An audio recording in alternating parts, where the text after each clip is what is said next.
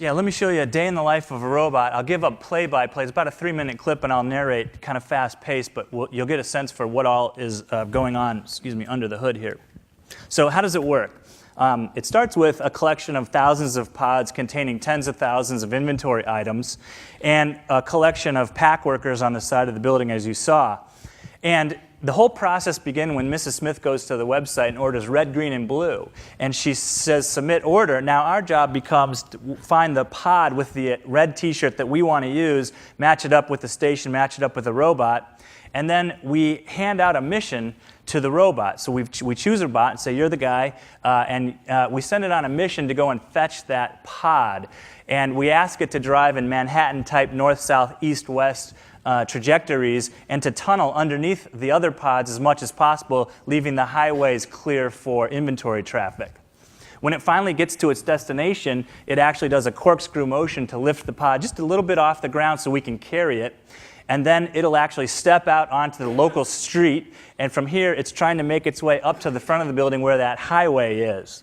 So highway driving is really the process of getting on the highway, moving down to the queue, the target queue, and then moving into that queuing system. And there again, what we're trying to do is just make the work, so it's actually a lot easier when they move in real time to get across the highway. But you can see them drifting across the highway there.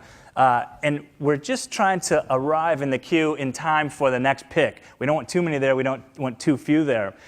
Here's an overhead view of the queuing that takes place or takes over at this point. Supporting the pick worker, they reach in, pick, scan, pack, and basically this is the effect if you're the pick worker. So they simply put out their hand and the product shows up. So we try to simplify their life and hide the technology. He looks thrilled.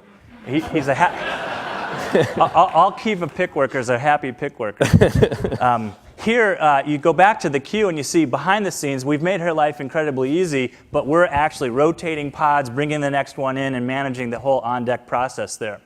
When they're done with the pod, of course, it now needs to return to storage. And so we think a little bit in reverse here and say, well, given what's left on this pod and what the current state of the warehouse is, we need to find a new spot. And it might be way in the back of the warehouse because there's nothing interesting left on this inventory pod.